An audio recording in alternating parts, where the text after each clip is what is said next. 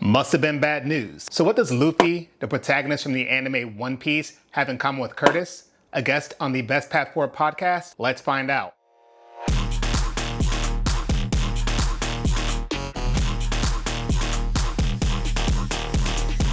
Spoiler alert, if you are not at least 500 episodes into One Piece, please know that we'll be spoiling the shit out of it. So what happened to Luffy? Someone he considered a brother got punched right through the heart, and he died. I know it's weird to say he died after he got punched through the heart, but this is anime we're talking about. And to add insult to the injury of losing his brother, Luffy received yet another injury. While he was completely unconscious, he got punched directly through the chest. And unlike the person he called his brother, Luffy survived. And while the X-shaped scar across his chest is a physical reminder of what happened to him, Luffy still had a lot of emotional trauma to deal with. Luffy had done all in his power to try and save his brother, and it still wasn't enough. He spent days after the incident lamenting over what happened. It wasn't until Jinbei, the person who shielded Luffy from a fatal blow, took matters into his own hands that Luffy finally understand what needed to be done. Jinbei encouraged Luffy to not focus on the things that he had lost. Although his brother had been precious to him, his brother was gone, and there were a lot of people alive that were still counting on Luffy, namely his crew. And once Luffy realized that though his brother was gone, there were still people that cared for him and needed him in the world. So Luffy refocused his purpose. He decided he needed to be stronger so no one else that he knew would die like his brother. He returned to the scene where his brother had been killed, and he proclaimed to the world a secret message that only his crew would understand. He spent the next 2 years training,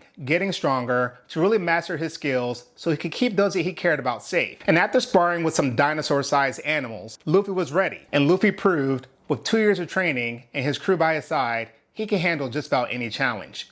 During his episode, Curtis talked about what it was like getting an Achilles tear. He'll be the first one to admit he was a little down in the dumps. He's someone that liked to work out, stay active, and play soccer on a routine basis. Of course, he'll be sad about having a setback like an Achilles tear. But Curtis turned that time into something more productive. He focused on the mental rooms he could enter, something small like building a patio. And after he had the surgery, Curtis wanted to prove that the Achilles tear would not define him. So what Curtis and Luffy both have in common is that while they both went through traumatic experiences, those traumatic experiences were just part of their story. It did not define who they were. We've all gone through traumatic experiences, and we all have our ways of coping with them. But here are 3 things that Curtis and Luffy both did to help overcome their more recent traumatic experiences. Number 1, they accepted that a traumatic experience had happened to them. Curtis accepted it by realizing that he couldn't do the same things that he normally did. And Luffy, with the help of Jinbei, realized that his brother was indeed gone. Number 2,